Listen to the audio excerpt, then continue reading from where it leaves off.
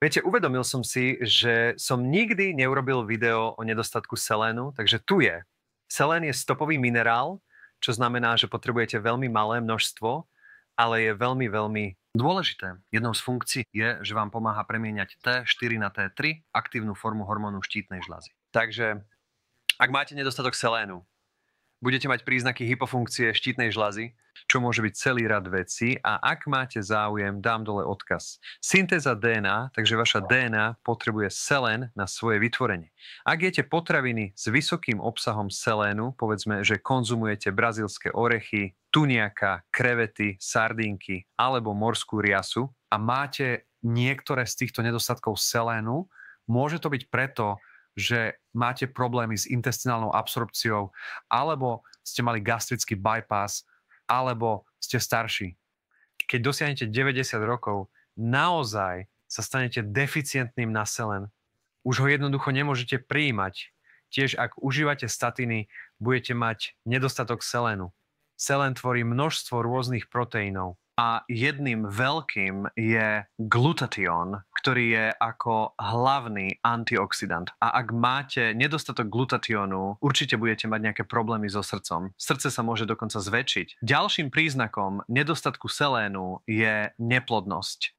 Ako aj číslo 8, nízky počet spermí. Číslo 3, nekróza myokardu. Čo to je? To je v podstate rozpad srdcového tkaniva. A toto sa vyskytuje aj pri nedostatku jódu, čo je mimochodom pomerne bežné. Číslo 4, svalová slabosť. Číslo 5, problémy s náladou, úzkosť, pocit zmätku. Číslo 6, únava, pravdepodobne kvôli tomuto práve tu, a mozgová hmla. Vaše vlasy potrebujú selén. A hádajte čo? Hypotyreóza. Dobre? Aj to môže spôsobovať vypadávanie vlasov. A už som spomenul nízky počet spermí. Takže určite nezabudnite na selén, brazílske orechy, tuniaka, krevety, sardinky, morské riasy, ďalšie morské plody a ryby z oceánu. Ďakujem za sledovanie. Ahoj, predtým než pôjdeš, len rýchlo.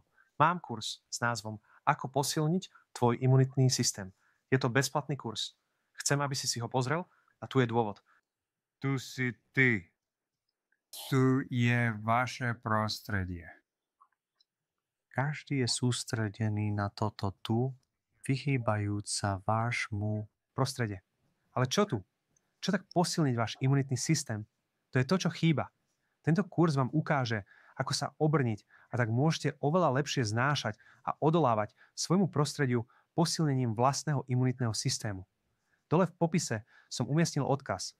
Skontrolujte to a zaregistrujte sa ešte dnes.